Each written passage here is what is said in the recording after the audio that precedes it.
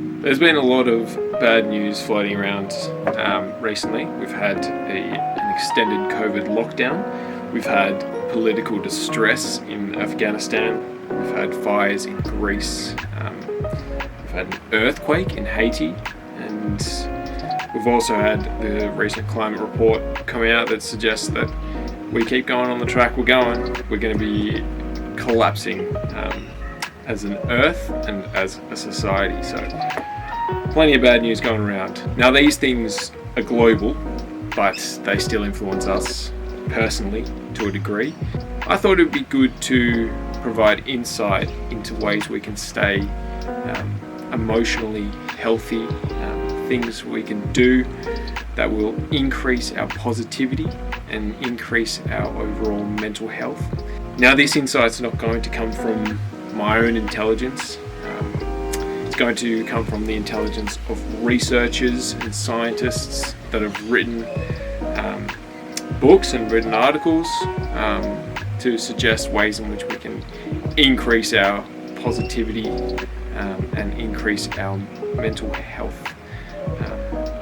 Part of this comes from the book I've been reading recently called Last Child in the Woods, basically touching on the idea that kids, and this is relevant to adults as well, but kids should be spending a lot of time experiencing nature and being outdoors and switching on the senses that they've been given.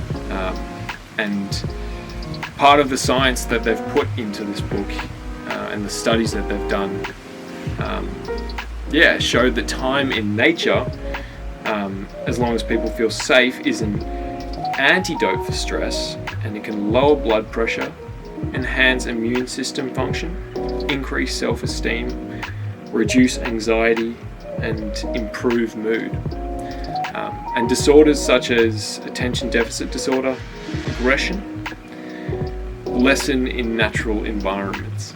So all of these things can help increase the rate of healing, not only physically but mentally. A recent study done found that being in nature reduces feelings of isolation, which I think is a really important note where we are, and it also promoted calmness and lifted up mood, which is a really important thing to focus on while we are in isolation, and we are isolated to our homes during this time.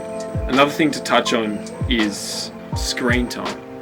Now, there's going to be a lot of screen time during this time for both teachers and students. In terms of studies, this one is about children that spend more than 2 hours a day on screen time, scored lower in language and thinking tests. There are studies that have been done that indicate that the more time you spend on a screen, there's experienced thinning of the brain's cortex.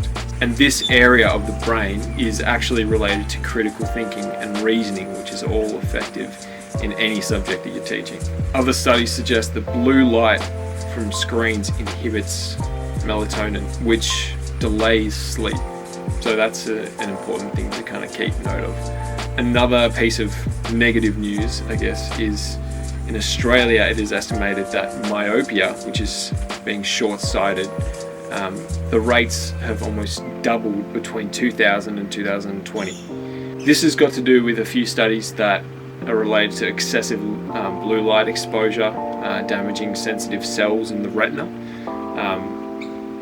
but it's also related to kids being in rooms and not being outside. Because when you're outside, when you're in big open landscapes, you're forced to look into distance, and you're forced to look at details of little things in the distance as well as what's in front of you. So, what do we do about this eyesight problem? There's the 20-20-20 rule. For every 20 minutes of usage, as in screen usage, look away for 20 seconds on something that is 20 feet away from you. Now, if you are in a room that is not 20 feet long, I suggest going and standing at a window that has something 20 feet away. Another piece of good news is that physical activity does good for your brain. This research suggests that physical activity promotes the formation of neurons and their connections, which increases the brain's ability to adapt and to change. And the study that they did was relating to depression and depressive symptoms. It suggests and highlighted that doing physical activity will reduce depressive symptoms, but also increase your ability to adapt and work your way around depression. Now, the reason I share these with you is because it is so important for you as a student or as a teacher to make sure that you are switching your brain on in ways that are outside of a screen. We are made for more than just a screen, and we are made to engage our senses in the world around us and with the people that are around you. So I just want to encourage you to not only get outdoors, do activity, but to do things like the 20-20-20 rule, and also, most importantly, speak to those around you, whether it be friends that you haven't spoken to in a while. Speak to people that might live a fair distance away. Make sure to stay in contact with those who are in your department as well as your classes. I think it's so important that connections and relationships stays positive. Thank you for listening, and I hope you have managed to learn a thing or two from this. Here is a message from some of our other staff members. Hey everyone, I'm Miss Hungerford and I am in Kappa, a music teacher, and learning online has had many good things and many challenges as well. One of the challenges has definitely been not having people in the classroom, having people around me to bounce ideas off all the time. It's definitely sad not getting to make music and have fun together. But some of the great things have been just having more time to be creative, more time to make music, to write, to bake. I've even taken up embroidery, so turning into a bit of a grandma here. Hi there, Mr. Day here from the PHP faculty, and I'm also currently relieving head teacher welfare. Just want to talk about some of the challenges that I faced during COVID. I found it quite challenging that I haven't been able to have interactions and good banter with my colleagues. And I've also struggled with not being able to have those face-to-face interactions with students and just being able to chat to them on a range of different levels. In terms of being able to overcome some of those challenges, or how I've sort of managed this lockdown, I found it's been really important to have quality family time. So I've been able to focus on doing things with my family and just slowing down my routines. I find lots of people rush around a lot in your day-to-day life, so hopefully that's helped me just be able to stay focused and in a good place. Sort of things I've been doing as part of that is cake making. As they say, here's one I made earlier. Balloon volleyball, cycling, and kayaking. Hi, I'm Belinda Farr-Jones from the Kappa department. I have really missed the incidental conversations that you have with people at school, and I've struggled with the shifting goalposts that have happened every couple of days. But I have really enjoyed learning a lot about new tech and working things out with my students. I think if you're really brave at trying lots of new platforms and having each lesson with many different tech elements, when you fail, your students help you through things and you find out that you're not so bad after all. I've really enjoyed that. Hey everyone, it's Miss War from English and Hizzy. Some tough things for me in lockdown have been that I really miss my family because I don't live in Sydney. Miss my friends. I really miss my students as well. Miss seeing your faces in class, having a bit of a banter, seeing you in the playground, and just having face-to-face interactions. I have also not really enjoyed teaching on a screen and marking all your work on a screen, so that's been a bit tough. But I have had some personal growth as well during lockdown.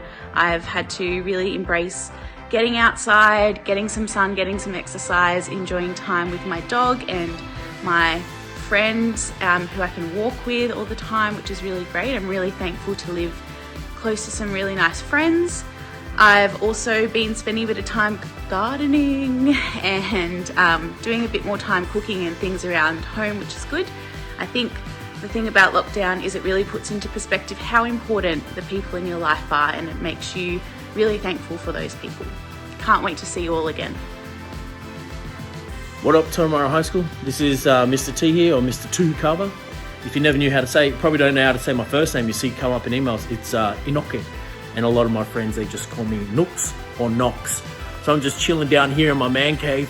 Thought I'd show you a few things that I like to do to keep myself well during this time. I've got some rings and rope, I've got some weights over there, I've got my bikes up here. I've got some scooters and skateboards, surfboards. Unfortunately, I can't use my surfboards. I love it, but my LGA is way far away from the beach, so I can't do it, and that really sucks. It's kind of like my job as a teacher right now sucks in the sense that I never signed up for no desk job. I signed up to be, you know, running around in fields with you guys, being in the office at times, but just getting dirty and muddy and sweaty and stinky, and that's what I signed up for. But you know what? As a result of me being locked down, my typing game is off the charts, so much better.